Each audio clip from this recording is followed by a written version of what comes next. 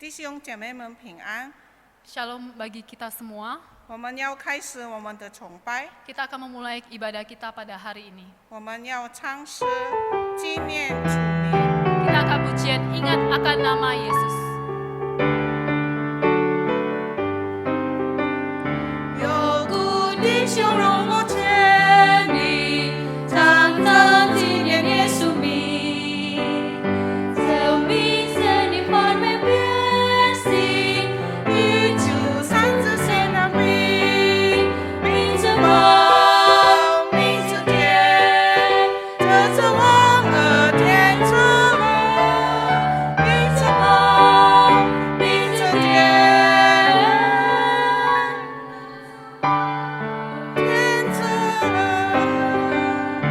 Ingat akan nama Yesus, tempat berlindung teduh. Walau cobaan menimpa, Dia perisai yang teguh. Indahlah namanya, perlindungan yang teguh. Indahlah namanya. Perlindungan yang teguh.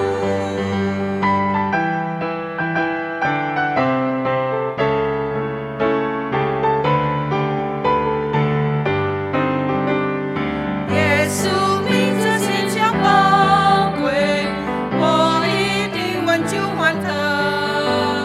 但愿人人的去安慰，同我承受主生命。名字宝，名字天，热诚王儿天成了。名字宝，名字天，热诚王儿天成了。 我们来宣告我们的信仰，使徒信经。我信上帝，全能的父，创造天地的主。我信我主耶稣基督，上帝的独生子，因圣灵感应，如同真理玛利亚所生，在本丢比拉多手下受难，被钉于十字架，受死埋葬。第三天从死人中复活升天，坐在全能父上帝的右边，将来必从那里降临，审判活人死人。我信圣灵，我信圣而公的教会，我信圣徒相通，我信罪的赦免，我信身体复活，我信永生。阿门。 Pengakuan iman rasuli.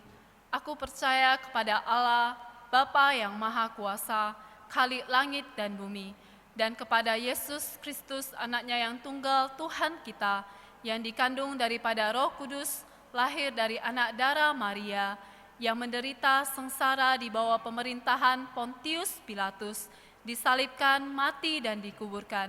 Pada hari yang ketiga, bangkit pula dari antara orang mati, naik ke surga, duduk di sebelah kanan Allah, Bapa yang Maha Kuasa. Dan dari sana Ia akan datang untuk menghakimi orang yang hidup dan yang mati. Aku percaya kepada Roh Kudus, gereja yang kudus dan am, persekutuan orang kudus, pengampunan dosa, kebangkitan orang mati, dan hidup yang kekal. Amin.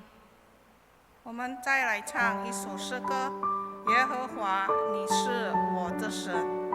Yehova, Engkau adalah Allahku. 耶和华，你是我的神，我要生死称颂你的名。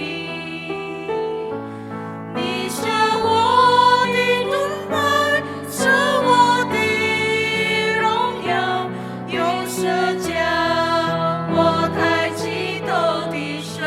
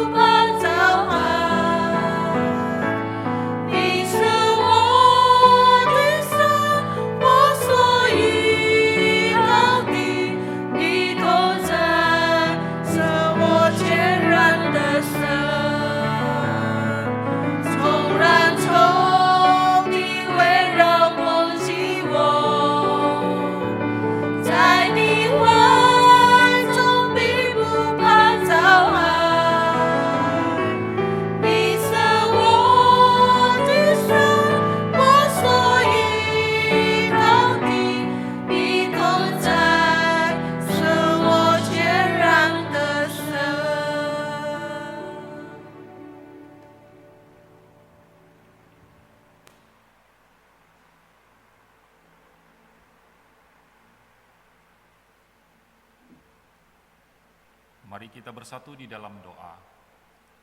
Bapa kami yang di surga, Bapa kami yang baik, puji dan syukur kami panjatkan kehadirat-Mu Tuhan. Pada pagi hari ini, Engkau masih memberikan kami kesempatan untuk beribadah walaupun masih di rumah masing-masing. Tuhan, kami mau menyerahkan negara kami ke dalam tangan-Mu Tuhan, khususnya di dalam masa-masa pandemi COVID-19. Kiranya Tuhan yang segera melalukan pandemi ini Tuhan. Banyak terdampak masyarakat kita akan pandemi ini Tuhan. Tuhan, walaupun kami tahu bahwa vaksin sekarang sudah mulai diberikan kepada tenaga kesehatan, sebentar lagi akan diberikan kepada tenaga pendidik. Seperti yang sudah kita ketahui bersama, di bulan 7 ini pemerintah merencanakan untuk bisa sekolah dibuka kembali. Kami rindu untuk kembali bisa bertatap muka dengan anak-anak didik. Kiranya Tuhan yang segera melalukan pandemi ini dari negeri kita Tuhan. Tuhan, kami mau menyerahkan gereja Elim ke dalam tangan-Mu Tuhan.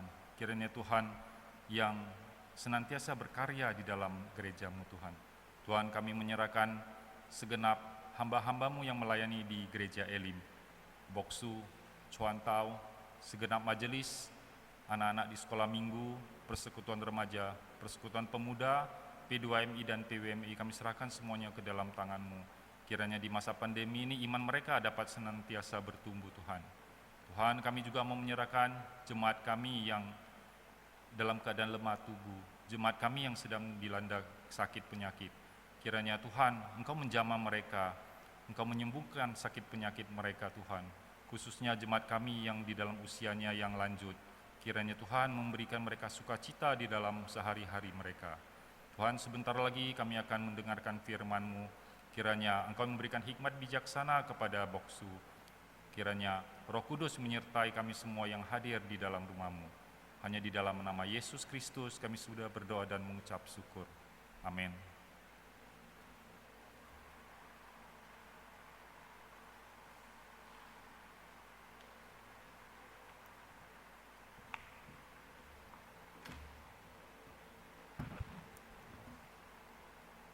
Shalom Bapak Ibu yang dikasihi oleh Tuhan. Hari ini kita akan bersama-sama mendengarkan warta gereja kita. Yang pertama, mari kita bersama-sama untuk menjaga kesehatan kita masing-masing. Jangan lupa untuk mengikuti protokol kesehatan dimanapun kita berada.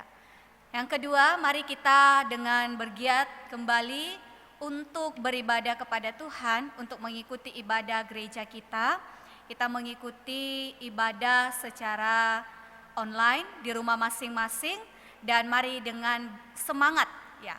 Walaupun di rumah jangan kehilangan sukacita. Sekalipun kita di rumah, tapi mari kita beribadah dengan sungguh-sungguh kepada Tuhan. Yang ketiga, mari kita bersama-sama lebih giat untuk memberikan persembahan, boleh diantar ke gereja atau mengirimkannya melalui rekening gereja.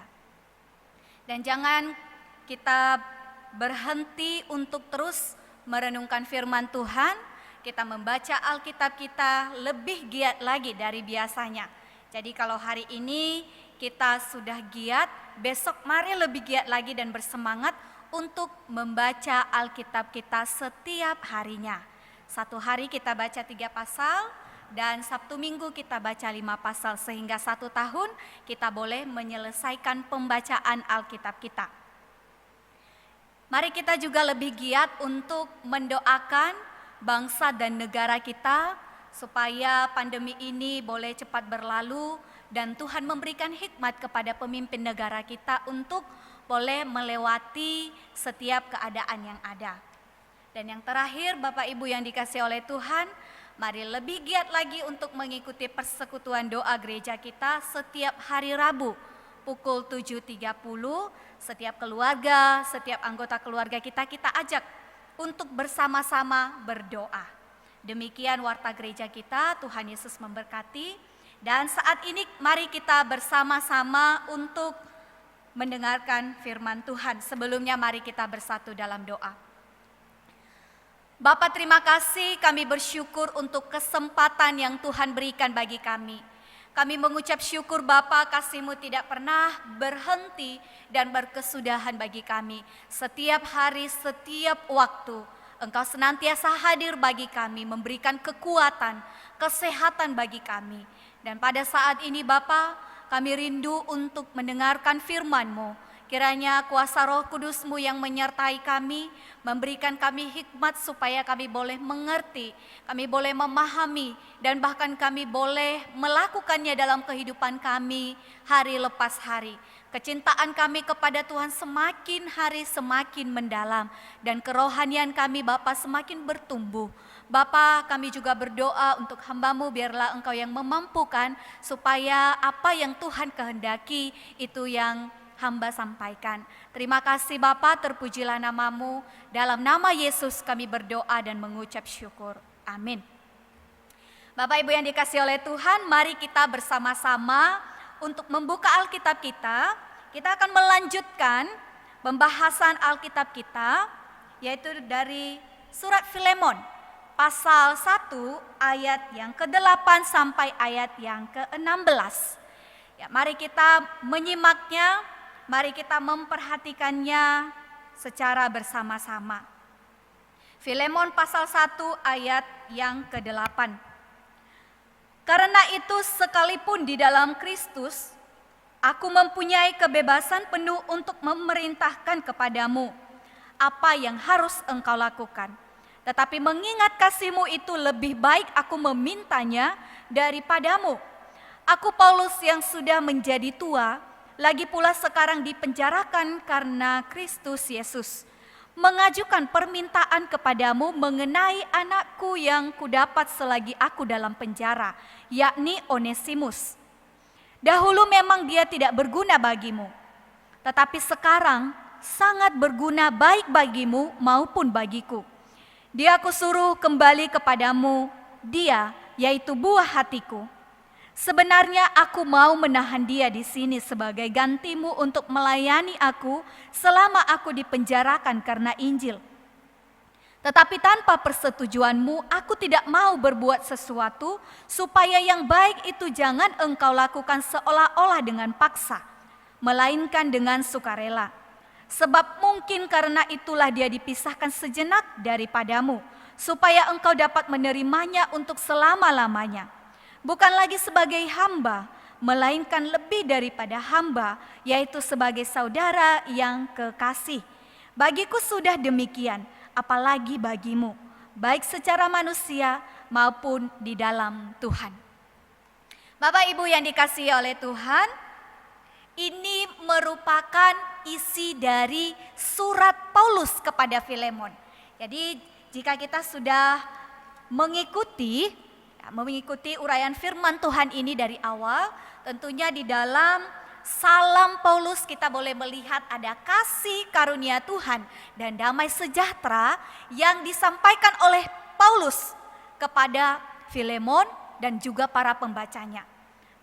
Juga selanjutnya kita melihat ada ucapan syukur yang disampaikan oleh Paulus. Jadi di dalam hal ini ucapan syukur yang tidak pernah putus-putusnya. Ucapan syukur yang tidak pernah berhenti untuk dinaikkan oleh Paulus, dan dia juga berharap setiap kita boleh senantiasa bersyukur kepada Tuhan. Nah, di saat ini kita akan bersama-sama untuk menyelidiki apa yang akan disampaikan oleh Paulus. Tentunya di dalam pembukaan suratnya ada hal yang penting, tetapi tidak kalah penting juga isinya. Ketika kita menulis surat, biasanya kita lebih fokus di dalam isinya, apa yang hendak disampaikan kepada kita. Nah, di dalam isi surat Paulus ini kepada Filemon, kita melihat secara sepintas bahwa ada masalah yang ingin dia selesaikan. Ada masalah yang ingin dia cepat-cepat supaya masalah ini bisa dapat berujung atau menghasilkan hal yang baik. Sehingga dari masalah ini ada muncul satu sukacita dan damai sejahtera di antara para tokoh yang ada di dalam Alkitab. Nah, mari kita melihat satu persatu. Di dalam tema kita adalah hubungan yang dipulihkan oleh Kristus Yesus. Jadi untuk melihat hubungan-hubungan itu, mari kita menyelidiki tokohnya satu persatu. Yang pertama yaitu Paulus dan Filemon. Paulus dan Filemon. Tentunya kita sudah mengetahui secara jelas bahwa hubungan antara Paulus dan Filemon ini di mana Paulus pernah menginjili Filemon. Paulus pernah menyampaikan tentang Yesus Kristus kepada Filemon. Paulus pernah melayani Filemon sedemikian sehingga dia bisa membuka hatinya dan percaya kepada Yesus. Di dalam ayat yang ke-19, aku Paulus menjaminnya dengan tulisan tanganku sendiri. Aku akan membayarnya, agar jangan kukatakan tanggungkanlah semuanya itu kepadamu, karena engkau berhutang padaku, yaitu dirimu sendiri. Jadi ada hutang Filemon kepada Paulus, yaitu dirinya sendiri. Maksudnya Filemon ini sebenarnya adalah orang yang binasa, orang yang tidak memiliki kehidupan yang kekal. Tetapi dengan Paulus menyampaikan Injil kepada Filemon, dia percaya kepada Yesus. Sehingga Paulus berani menyatakan bahwa engkau berhutang kepadaku, yaitu dirimu sendiri. Ini bukan berarti karena jasa Paulus dia boleh percaya, Filemon boleh percaya. Tetapi di dalam hal ini dia menyampaikan kepada Filemon bahwa engkau berhutang kepadaku. Bapak Ibu yang dikasihi oleh Tuhan, sebenarnya dalam hubungan yang demikian, Paulus ini memiliki kekuatan, memiliki power untuk memerintah Filemon. Ketika dia meminta sesuatu, tentunya dia bisa langsung meminta kepada Filemon. Dan dia percaya bahwa apa yang dimintanya itu, apa yang dia perintahkan itu, Filemon pasti akan mendengarkannya. Tetapi apa yang dilakukan oleh Paulus, Bapak Ibu yang dikasihi oleh Tuhan? Yang pertama, dia memilih meminta daripada memerintah. Kita melihat di sini bahwa Paulus dia lebih baik meminta kepada Filemon. Jadi di dalam kalimat yang sudah kita baca, di sana ada tertulis lebih baik aku meminta. Nah, ayat yang ke-8, karena itu sekalipun di dalam Kristus aku mempunyai kebebasan penuh untuk memerintahkan kepadamu apa yang harus engkau lakukan. Jadi ada kebebasan dari Paulus untuk memerintahkan Filemon. Sama seperti ketika pemimpin kerohanian kita memerintahkan sesuatu, tentunya gembala kita memiliki satu kekuatan atau dia memiliki satu hak untuk memerintahkan sesuatu yang baik kepada kita. Tentunya yang disampaikan oleh Paulus ini adalah sesuatu yang baik. Dia memiliki hak untuk memerintah, tetapi dia tidak melakukannya. Ayat yang ke-9, tetapi mengingat kasih-Mu itu lebih baik aku memintanya daripadamu. Lebih baik aku memintanya daripadamu. Sekalipun dia memiliki jabatan, secara struktural sebenarnya dia lebih tinggi jabatannya di dalam kerohanian. Dia memiliki hak untuk memerintahkan Filemon. Tetapi dia tidak melakukannya. Mengapa Paulus bisa melakukan hal yang demikian? Tentunya Bapak Ibu yang dikasihi oleh Tuhan, karena ada Kristus di dalam diri Paulus. Ada Kristus yang bertata di dalam kehidupannya. Sehingga hak yang dia miliki, sehingga kedudukan yang dia punya tidak dipergunakan dengan semena-mena. Sekalipun dia punya hak sebenarnya, enggak masalah sebenarnya kalau dia memerintah. Tetapi lebih baik lagi kalau dia meminta. Kristus ada di dalam dia. Nah, dia memulai permintaan dengan demikian. Karena itu sekalipun dalam Kristus, dia dapat melakukan segala sesuatu bagi orang yang dia layani. Ini tidak salah. Nah, di terjemahan lain demikian. Karena itu meskipun aku memiliki keyakinan besar dalam Kristus, dia memiliki keyakinan yang besar dalam Kristus Yesus. Bahwa dia bisa memerintah, tetapi dia tidak melakukannya. Keyakinan yang besar dalam Kristus bahwa sekalipun dia memerintah, dia melakukan karena Yesus. Yakin bahwa dia dapat memerintah. Namun dia yakin dengan keputusannya dia menuliskannya, aku meminta kepadamu. Kristus telah berkarya dalam dirinya. Sehingga Filemon dapat percaya kepada Tuhan Yesus. Dalam berbagai kesempatan, otoritas sebagai rasul dia lebih banyak menggunakan kata meminta, Bapak Ibu. Mari kita selidiki satu persatu. Di dalam Roma pasal 16 ayat yang pertama. Aku meminta perhatianmu terhadap Febe, saudari kita yang melayani jemaat di Kenkrea. Sebenarnya bisa diubah, ya. Suratnya itu bisa dirubah dengan berkata demikian. Aku memerintahkan supaya kalian memperhatikan Febe. Aku memerintahkan kalian, sebenarnya dia bisa menggunakan kalimat itu. Dia bisa menggunakan kata itu, aku memerintahkan kalian. Tetapi dia menggunakan, aku meminta perhatian terhadap Febe.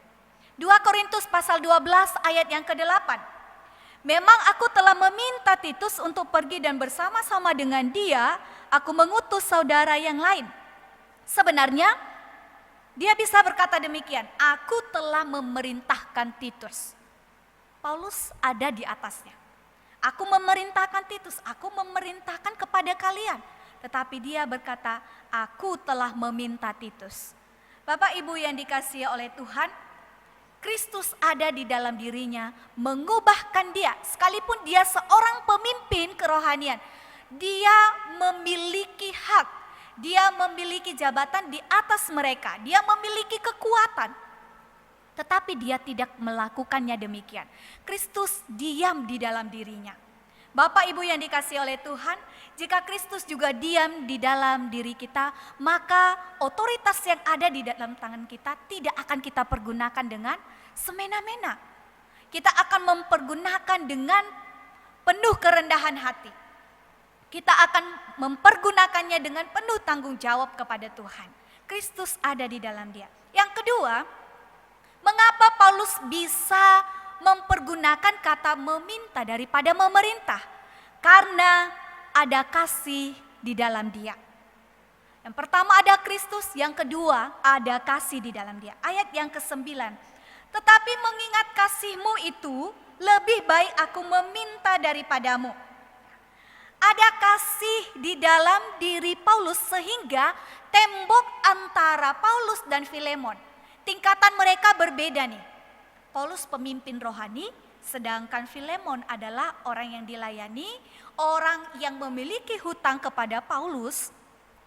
Tetapi tembok di antara mereka itu tidak ada lagi. Karena ada kasih Kristus di antara mereka. Ada kasih Yesus yang hadir di tengah-tengah mereka. Bapak Ibu yang dikasihi oleh Tuhan, tingkatan itu sudah tidak ada lagi. Sekalipun dia seorang rasul, tetapi dia lebih memperkenalkan Kristus kepada Filemon bahwa aku pun bisa bersama-sama dengan engkau, aku melayani bersama-sama dengan engkau dan aku tidak menganggap engkau lebih rendah dariku. Bapak Ibu yang dikasihi oleh Tuhan, jadi ada kasih di antara mereka, tingkatan ini sudah tidak ada lagi dan dihancurkan karena kasih Kristus. Bapak Ibu yang dikasihi oleh Tuhan, ada ikatan yang saling berkaitan di antara mereka. Kasih Yesus ada di dalam diri Paulus. Tuhan memilih Paulus dari orang yang hina, orang yang mengkhianati Yesus, orang yang tidak menginginkan Yesus sebenarnya di dalam kehidupannya. Tetapi Yesus mengasihi Paulus sehingga melakukan berbagai cara sehingga Paulus bisa percaya kepada dia bahkan melayani Tuhan. Selanjutnya Tuhan memakai Paulus untuk berkarya di dalam kehidupan Filemon. Dan Filemon juga Tuhan pakai untuk melayani jemaat-jemaat, orang-orang yang percaya yang ada di dalam rumahnya. Dan saat ini di dalam suratnya, Paulus menghendaki supaya Filemon ini melanjutkan kasihnya bukan hanya kepada Paulus, bukan hanya kepada jemaat yang ada di dalam rumahnya, tetapi kepada Onesimus. Jadi kasih yang disampaikan oleh Kristus itu kepada setiap orang tidak boleh berhenti pada satu pihak. Harus dilanjutkan kepada orang lain. Demikian juga kita harus melanjutkan kasih yang sudah kita terima dari Kristus. Yesus sudah melayani, Yesus sudah mengasihi kita, menebus dosa kita. Kasih itu tidak boleh berhenti kepada kita. Harus juga kita melayani orang lain. Paling tidak keluarga, paling tidak orang yang ada di rumah kita. Kita harus juga mengasihi mereka. Bapak Ibu yang dikasihi oleh Tuhan, dari sini kita bisa melihat bagaimana otoritas yang digunakan oleh Paulus. Dia memiliki kekuatan tetapi dia lebih menginginkan untuk meminta daripada memerintah orang yang ada di sekelilingnya. Kenapa dia bisa melakukan itu? Karena ada Kristus di dalam dirinya dan karena ada kasih di dalam dirinya. Tentu juga jemaat yang dikasihi oleh Tuhan dan kita semuanya, dimanapun kita berada, tentunya kita ada di rumah, ada di dalam pekerjaan, mari kita memandang kepada Kristus apa yang harus kita lakukan supaya Injil ini bisa sampai kepada setiap orang. Jangan menggunakan otoritas atau kekuatan yang kita punya kepada orang bawahan kita dengan seenak hati kita. Tetapi mari kita menunjukkan bahwa Kristus ada di dalam kita sehingga kita berbeda dari orang yang lain. Bapak Ibu yang dikasihi oleh Tuhan, selain dia memilih untuk meminta daripada memerintah, yang kedua apa yang dilakukan oleh Paulus? Dia memilih untuk tetap melayani. Dia saat ini ada di dalam penjara, tetapi dia memilih untuk tetap melayani. Ayat yang ke-9, tetapi mengingat kasih-Mu itu lebih baik aku memintanya daripadamu. Aku Paulus yang sudah menjadi tua, lagi pula sekarang dipenjarakan karena Kristus Yesus. Dia tetap melayani sekalipun ada masalah yang sedang terjadi. Dan juga kondisi fisiknya juga sudah semakin tua, tetapi dia tidak pernah melupakan untuk tetap melayani Tuhan. Ini secara tidak langsung juga memberikan motivasi kepada Filemon. Memberikan motivasi bahwa sekalipun fisikku ini terbatas, sekalipun aku sebenarnya tidak dapat berbuat apa-apa, tetapi aku masih mempergunakan peluang sedikit yang ada di dalam diriku, aku bisa melayani Tuhan. Bapak Ibu yang dikasihi oleh Tuhan, dia tetap melakukan apa yang menjadi tugasnya. Dan ini juga nanti akan berkaitan dengan apa yang dimintakan oleh Paulus kepada Filemon. Aku tetap melayani dan terus melayani. Sekalipun aku dalam penjara dan tubuhku ini semakin melemah, tetapi aku tetap melayani. Dan secara tidak langsung dia juga akan memberikan pelajaran kepada Filemon. Bahwa sekalipun ada dalam masalah, aku tetap melayani, tidak menyingkirkan orang yang bermasalah denganku. Nah, yang kedua, hubungan Paulus dan Onesimus. Tadi kita sudah melihat hubungan antara Paulus dan Filemon. Sekarang hubungan Paulus dan Onesimus. Ayat yang ke-10, pertemuan mereka demikian. Mengajukan permintaan kepadamu mengenai anakku yang kudapat selagi aku dalam penjara, yakni Onesimus. Jadi kita tidak mendapatkan secara rinci atau secara jelas di dalam kitab Filemon mengapa Onesimus bisa ada di dalam penjara dan bertemu dengan Paulus. Jadi ada banyak penafsir yang berkata bahwa Onesimus ini memang dimasukkan ke dalam penjara, tidak tahu bagaimana masalahnya, yang penting dia masuk di dalam penjara dan bertemu dengan Paulus. Ada juga yang menyatakan bahwa Onesimus ini diperkenalkan oleh Tikhikus kepada Paulus. Jadi kita tidak menemukan bagaimana Onesimus ini bisa sampai di dalam penjara. Tetapi satu hal yang penting yang perlu kita ingat bahwa setiap pertemuan yang ada pasti di dalamnya ada rencana Tuhan. Ketika Onesimus boleh berjumpa dengan Paulus dan di sana karya Tuhan dimulai di dalam dirinya. Bapak Ibu yang dikasihi oleh Tuhan, Mereka bersama-sama di dalam penjara dan di sana kita melihat bagaimana Paulus memperlakukan Onesimus. Nah, itu pertemuan mereka di dalam penjara. Yang kedua, Paulus melakukan penginjilan kepada Onesimus. Jadi Bapak Ibu, ada satu hal yang luar biasa dan perlu kita contoh dari Paulus. Dimanapun dia berada, apapun keadaannya, Injil itu sudah tertanam di dalam dirinya, Yesus itu ada di dalam dirinya, kepada siapapun dia bertemu. Dia tetap memberitakan tentang Injil kepada orang tersebut. Lihat 1 Korintus pasal 9 ayat yang ke-16.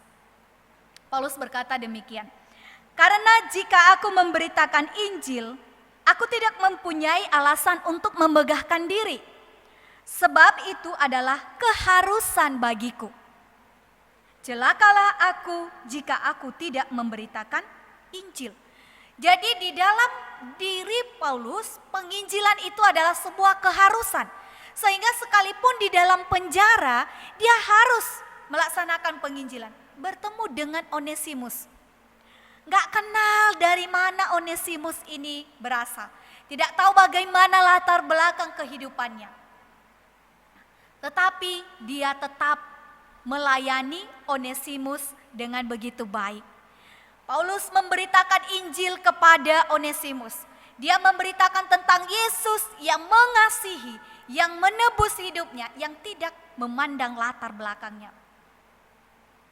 2 Timotius pasal 4 ayat yang kedua, "Beritakanlah firman, siap sedialah baik atau tidak baik waktunya.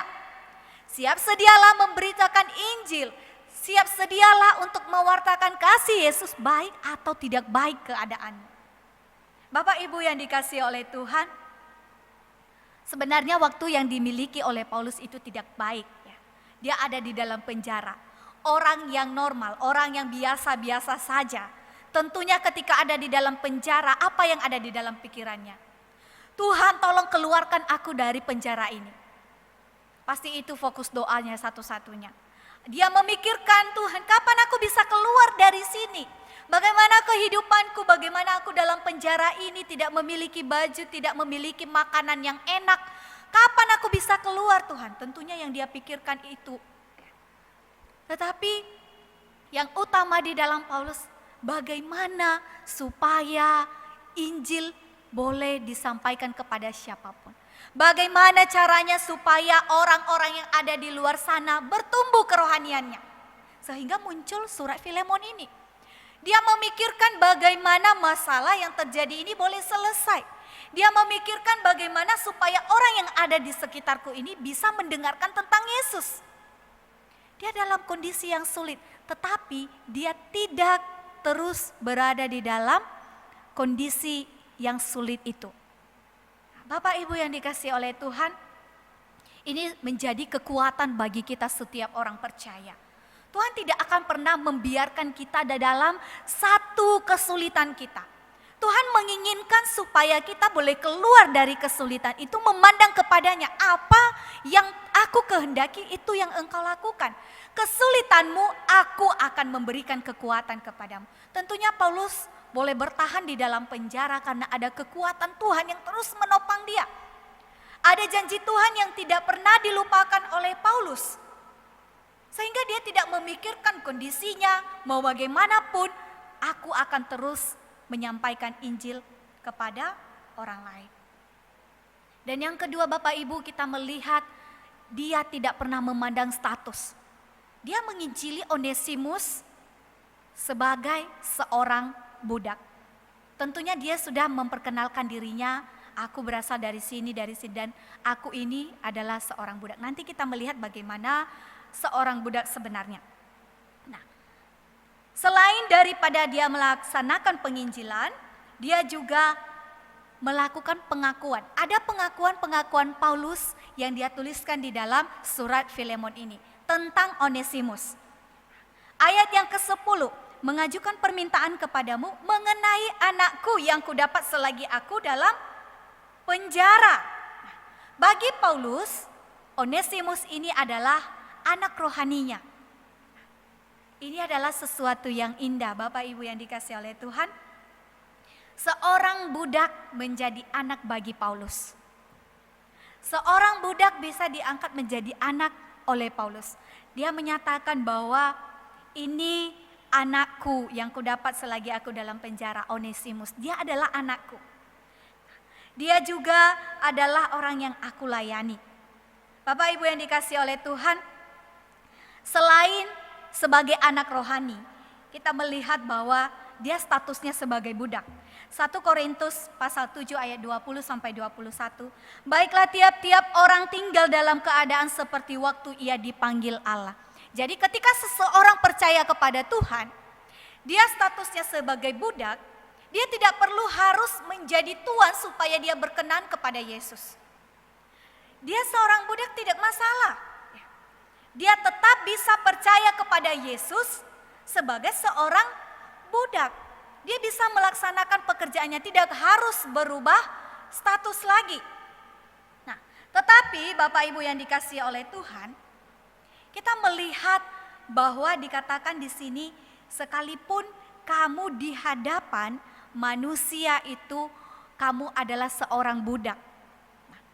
Dan sebenarnya Bapak Ibu, kita ini juga dulunya adalah seorang budak. Seorang budak yang tidak berguna. Nah, nanti kita lihat di dalam Matius. Nah, Bapak Ibu yang dikasihi oleh Tuhan, Onesimus ini di dalam ayat yang ke-11, dahulu memang dia tidak berguna bagimu, tetapi sekarang sangat berguna baik bagimu maupun bagiku. Di hadapan manusia mungkin Onesimus ini tidak berguna dahulunya. Dia sangat tidak berguna karena ada hal yang salah yang dia lakukan kepada tuannya. Tetapi saat ini setelah dia percaya kepada Tuhan Yesus, dia melayani Paulus dengan begitu baik sehingga Paulus berkata bahwa dia sangat berguna bagiku maupun bagimu. Dahulu memang dia tidak ada apa-apanya, tetapi setelah dia percaya kepada Yesus, maka dia diubahkan. Dia melakukan segala sesuatu dengan begitu tulus sehingga Paulus memuji dia, Bapak Ibu. Dan kita juga demikian statusnya. Matius pasal 25 ayat 30. Dan campakkanlah hamba yang tidak berguna itu ke dalam kegelapan yang paling gelap. Hamba yang tidak berguna ini adalah orang yang tidak percaya kepada Tuhan. Status mereka belum diubahkan.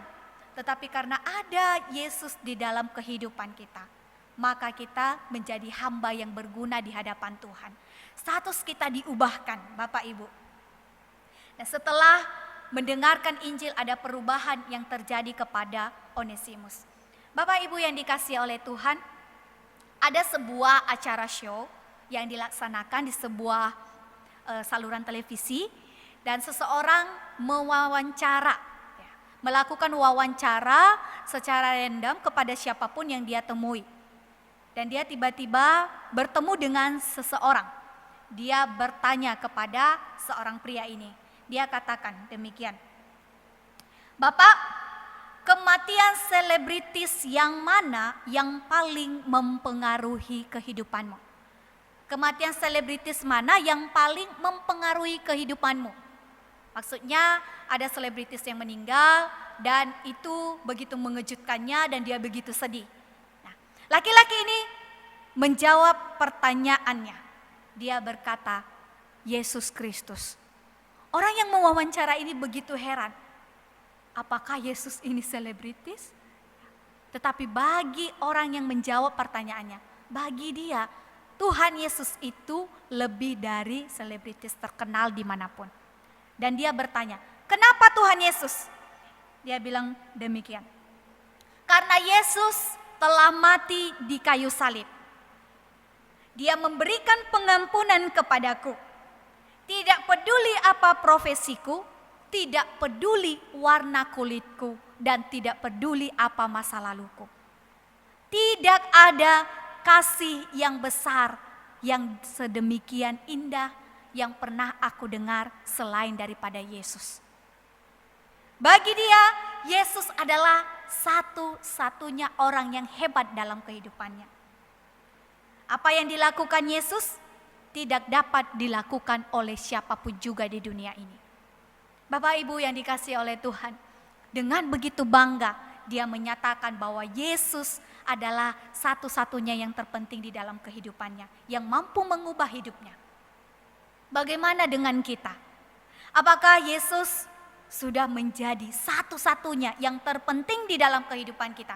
Bagaimanapun kita, bagaimana masa lalu kita, Tuhan Yesus tidak pernah memandang itu. Tuhan Yesus yang dia inginkan, kamu melakukan apa yang terbaik yang kamu bisa dan aku akan menyertai kamu. Tuhan Yesus begitu mengasihi kita. Dan Tuhan Yesus juga begitu mengasihi Onesimus. Sehingga status bagi Paulus secara pribadi, yaitu dia katakan bahwa Onesimus dia itu adalah buah hatiku. Ayat yang ke-12 secara pribadi, dia aku suruh kembali kepadamu, dia yaitu buah hatiku. Nah, kalau ada seseorang yang menyatakan kepada kita, ini adalah buah hatiku, dia ini adalah buah hatiku. Dan ketika Onesimus membacanya, pasti dia juga merasa diberkati. Dia bangga, sekalipun dia seorang budak, tetapi di dalam Kristus statusnya boleh berbeda di hadapan Tuhan dan di hadapan manusia. Sekarang Paulus menyatakan dia adalah buah hatiku, kesayanganku. Dan kita melihat yang ketiga, Onesimus dan Filemon. Nah, ini hubungan antara Onesimus dan Filemon, tentunya kita sudah mengetahui bahwa hubungan mereka semula yaitu hubungan antara tuan dan hamba. Ya, ada budak, jadi budak kata yang tertulis di sini adalah doulos. Ya, mereka adalah yang bekerja kepada tuannya. Jadi menjadi seorang doulos berarti kehilangan semua hak atas dirinya. Ia menjadi milik mutlak dari tuannya. Jadi apapun yang dilakukan oleh tuannya kepada dia, itu tidak dilindungi oleh undang-undang. Jadi tuannya berhak melakukan apapun kepada dia. Mereka diperjualbelikan. Jadi ada sebuah cerita di dalam menafsir ayat ini, mereka menceritakan bagaimana sih kondisi para budak pada saat itu. Nah, jadi para tuannya pada zaman itu ketika memperlakukan budak-budak mereka itu tidak manusiawi. Bagi mereka budak itu bukan sesosok, bukan seseorang. Budak itu hanya sebuah benda yang dapat mereka perlakukan dengan bagaimanapun. Jadi ada demikian berkata, budak bukanlah seorang pribadi, dia hanyalah sebuah alat yang hidup. Sebuah alat yang hidup. Dan seorang majikan berkuasa mutlak atas budak-budaknya. Jadi apapun yang dilakukan oleh para tuan itu bebas kepada budaknya. Mereka tidak boleh demo. Ya. Mereka tidak boleh melakukan pemberontakan kepada tuannya. Dan polisi juga tidak boleh menangkap tuannya jika melakukan kejahatan kepada budak. Karena memang itu tradisi pada saat itu. Nah, jadi di sini bukan kita katakan bahwa Filemon melakukan sesuatu yang jahat. Tetapi kondisi pada saat itu para budak-budak diperlakukan sedemikian. Ada yang menyatakan lagi ada seorang Fidius Polio memperlakukan seorang budaknya. Budak itu sedang membawa nampan dengan gelas-gelas kristal ke halaman. Gelas-gelas itu jatuh dan salah satunya pecah. Maka saat itu juga Polio menyuruh melemparkan budak itu ke dalam kolam ikan yang besar. Jadi di dalam kolam ikan itu ada ikan yang buas yang siap memakan siapapun yang masuk ke dalam kolam itu. Jadi tuannya bisa melemparkan budaknya ke dalam itu dan bisa mati kapan saja. Jadi tidak ada hukum yang melindungi mereka. Nah, hubungan mereka semula antara tuan dan hamba. Jadi waktu itu hubungan mereka ternyata rusak karena ada sesuatu hal. Tidak disampaikan secara jelas apa yang dilakukan oleh Onesimus kepada Filemon. Tetapi ayat ke-18 menyatakan demikian. Dan kalau dia sudah merugikan engkau ataupun berhutang padamu, tanggungkanlah semuanya itu kepadaku. Biasanya ini berhubungan dengan harta benda atau uang. Mungkin saja Onesimus telah mencuri atau telah merusak barang tuannya sehingga merugikan tuannya. hubungan mereka tiba-tiba rusak. Jadi kita melihat bagaimana Filemon di sini, dia juga tidak mengejar Onesimus, dia tidak mencari Onesimus kemanapun. Sehingga nanti Paulus boleh bertemu dengan Onesimus di dalam penjara. Nah, dia tidak melakukan apa-apa. Jadi kita tidak bisa menafsirkan apakah Filemon ini mengejar dia, dan mungkin tidak ya. Kita melihat bagaimana Filemon tetap diam dengan apa yang terjadi dengan Onesimus. Dia membiarkan pergi. Nah, hubungan mereka rusak. Tetapi yang ketiga, ada hal yang diinginkan oleh Paulus kepada Filemon. Nah, dia berkata kepada Onesimus, Onesimus, engkau tidak boleh lari dari masalahmu. Setelah dia menginjili, setelah dia menyatakan tentang Yesus Kristus kepada Onesimus, ada masalah yang terjadi di dalamnya. Ini harus diselesaikan. Sekalipun kamu percaya kepada Yesus, tetapi masalah yang terjadi di belakangmu itu harus kamu selesaikan. Yang terpenting memang yang utama adalah percaya kepada Yesus. Setelah percaya kepada Tuhan Yesus, masalah yang terjadi harus kamu selesaikan. Tidak semena-mena ketika percaya kepada Tuhan Yesus, maka hubungan dengan sesama juga biarkan saja berlalu. Apa yang terjadi di masa lalu biarkanlah berlalu. Tetapi kamu harus melakukan atau memohon maaf kepada Tuhanmu. Apa yang engkau lakukan itu adalah salah. Jangan lari dari masalahmu. Ayat 13-14 dia menyatakan demikian. Dan di sini juga dia meminta supaya mengampuni Onesimus. Ayat yang ke-15 supaya dia bisa menerima Onesimus kembali. Dan bukan hanya itu, ayat yang ke-16 Paulus mengkehendaki supaya Filemon ini bukan hanya sekedar memaafkan, tetapi menerima Onesimus bukan lagi hanya sebagai hamba, tetapi sebagai saudara yang kekasih. Bukan sebagai hamba, bukan sebagai orang yang tidak ada harga dirinya lagi. Bukan lagi seseorang yang tidak ada nilainya, tetapi terimalah Onesimus ini sebagai saudaramu. Bapak Ibu yang dikasihi oleh Tuhan, dalam hubungan ini ada satu pelajaran yang dapat kita ambil. Apa itu? Bahwa memaafkan bukan hanya sekedar melupakan. Baiklah kamu sudah memaafkan Onesimus, tetapi harus lebih lagi kamu mengasihi dia. Kalau orang yang biasa memaafkan, ya sudahlah, maafkan saja. Tetapi orang yang mencintai Tuhan harus lebih lagi melakukan itu. Harus mengasihi dia. Mungkin ini adalah sesuatu yang aneh. Dan ini mungkin harus berpikir ulang lagi kita melakukannya. Bagaimana orang yang sudah melakukan kejahatan, sudah membuat kita terluka, yang pertama harus memaafkan, dan kedua harus mengasihi, melakukan sesuatu kepada dia. Sehingga dia merasakan kasih kita. Bagaimana bisa melakukan itu? Harus memaafkan Onesimus yang sudah merugikan dirinya, budak yang sebenarnya dihukum mati. Aku bisa melakukan apapun kepada Onesimus. Dia bisa dihukum mati dan aku tidak akan menerimanya. Ataupun orang Kristen biasa saja bisa melakukan demikian. Baik, aku memaafkanmu, aku tidak akan lagi menagih apa yang pernah engkau rugikan kepada diriku, tapi aku tidak mau lagi memakai kamu sebagai budak. Bisa saja melakukan itu. Tetapi firman Tuhan begitu indah. Apa yang diinginkan Tuhan lebih lagi dari setiap anak-anaknya. Bukan hanya sekedar memaafkan. Terima dia. Terima dia sebagai saudara yang kekasih. Itulah yang membuat kita berbeda dari orang yang lain. Orang yang melakukan firman Tuhan. Orang yang mencintai Tuhan. Ada orang yang melukai kita. Bukan hanya sekedar memaafkan, tapi melakukan sesuatu kepada dia. Melakukan sesuatu yang baik kepada dia. Melakukan perbuatan yang baik kepada dia. Bukan hanya sekedar baik, aku memaafkanmu. Tetapi harus melakukan tindakan yang lebih lagi daripada memaafkan. Bapak Ibu yang dikasihi oleh Tuhan.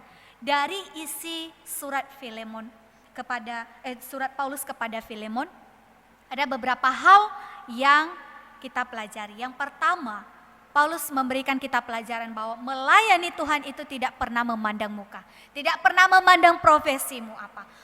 Paulus menginjili Onesimus tidak memandang bahwa engkau budak, aku tidak bisa menginjili engkau. Engkau seseorang yang tidak terpandang, tetapi Paulus melakukan hal yang demikian. Sama dengan apa yang dilakukan oleh Yesus Kristus kepada kita. Tidak memandang kita ini siapa, tidak pernah memandang masa lalu kita apa, tetapi Tuhan mau mengasihi kita, menganugerahkan kepada kita keselamatan dan kehidupan yang kekal. Yang kedua, ingatlah bahwa Kristus sudah mengubah status kita. Ingat status kita apa? Status kita dahulu adalah orang yang tidak berguna, status kita dahulu adalah orang yang tidak layak di hadapan Tuhan. Tetapi saat ini kita boleh hadir di hadapan Tuhan dengan memandang kepada Dia, Tuhan Engkau adalah Bapakku. Dia melayakkan kita di hadapannya. Dan yang ketiga, mengampuni seperti yang sudah kita dengarkan tadi. Bukan hanya memaafkan, tetapi melakukan sesuatu yang terbaik apa yang kita bisa lakukan untuk Dia. Bapak Ibu, sekalipun terkadang kita memikirkan waduh ini sangat sulit. Tetapi dengan Tuhan hadir bersama dengan kita, maka tidak ada yang mustahil. Bapak Ibu yang dikasihi oleh Tuhan, mari untuk meresponi firman Tuhan ini, kita mengangkat satu pujian. Kita rindu supaya setiap kita boleh menjadi seperti Tuhan Yesus yang kita sembah. Menjadi seperti-Mu.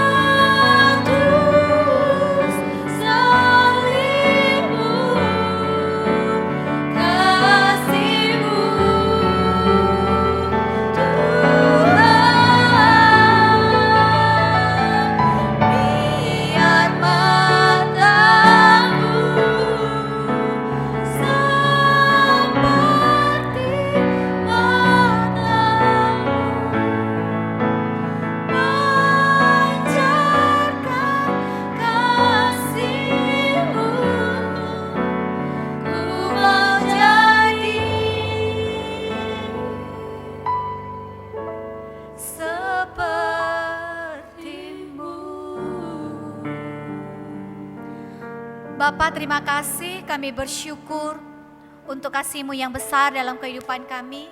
Kami bersyukur Tuhan Engkau menebus kehidupan kami. Engkau mengasihi kami dengan sedemikian rupa dan Engkau memimpin kehidupan kami Bapa hari lepas hari. Dan kami bersyukur untuk firman-Mu yang senantiasa memberikan kami kekuatan untuk mengingat kasih-Mu yang begitu besar dalam kehidupan kami. Bapa, kami juga berdoa untuk kehidupan kami sepanjang minggu ini. Kami serahkan ke dalam tangan pengasihan-Mu. Seluruh jemaat kami, Bapa kami bawa di hadapan-Mu supaya kami boleh bersama-sama bertumbuh di dalam Tuhan. Iman kerohanian kami semakin dikuatkan. Terima kasih Bapa, terpujilah nama-Mu. Dalam nama Yesus kami berdoa dan mengucap syukur. Amin. Mari kita bersama-sama berdoa doa Bapa kami, Cutawan. Bapa kami yang di surga, dikuduskanlah nama-Mu. Datanglah kerajaan-Mu, jadilah kehendak-Mu di bumi seperti di surga. Berilah kami pada hari ini makanan kami yang secukupnya. Dan ampunilah kami akan kesalahan kami, seperti kami juga mengampuni orang yang bersalah kepada kami. Dan janganlah membawa kami ke dalam pencobaan, tetapi lepaskanlah kami daripada yang jahat. Karena Engkau yang mempunyai kerajaan dan kuasa dan kemuliaan sampai selama-lamanya. Amin.